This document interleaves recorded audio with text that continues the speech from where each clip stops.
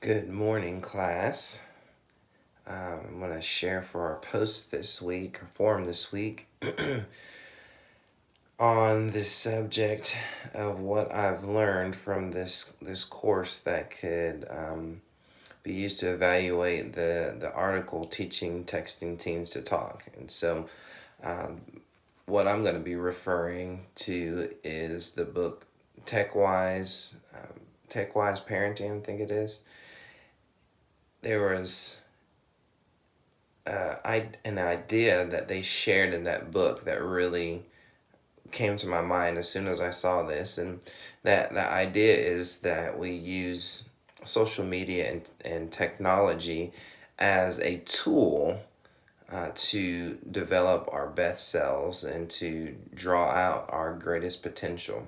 And so I think going into looking at this article with that in mind, I think that really sets up the conversation I'm about to have. So the article itself, I think the assumptions that the organization makes is that the problem in communication is specifically coming from texting, and while that may be the case in many situations, I'm not sure if that's always the issue.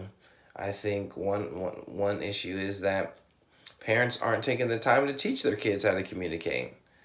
I think we pass that off to other people and other teachers to do that. But I remember growing up in my house, especially in church, my parents taught me how to talk to them.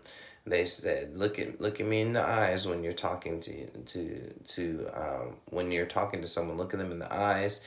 They taught me to speak clearly. They taught me to look. I was always doing little sermonettes in church and reading the Bible out loud. And so my parents had the major role in shaping and forming me. And so to put all of this on texting, I think that's a huge assumption. I believe the article is targeting parents and trying to provide them a tool, especially as they talk about making this a business one day. Well, kids aren't going to be signing up to pay for a course on talking, and so I think this is definitely targeted towards the parents and trying to give them a tool or resource to help their kids in communicating. But I do also believe it is targeted towards these teens in a sense that they want to provide them an opportunity to have the tools to succeed in the world. So I do think there is some portion of the targeting towards the teens themselves.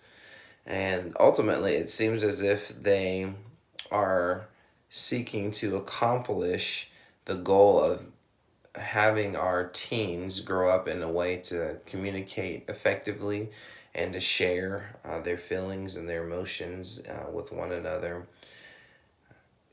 The final thought is that, without texting, I think this pattern would have emerged as we have parents that are working more, they're away from the home, and they just don't have the time to instill the basics of how do you have a conversation. I seen this working in college ministry with young people that didn't have strong parenting at home. We call it in the black community, we call it, you didn't have any home training, so no one taught them how to respond in certain ways. And so I think that even without texting, if that home training is not there, this phenomenon could have happened. So using texting and social media and the internet as a tool can actually help develop these skills as well.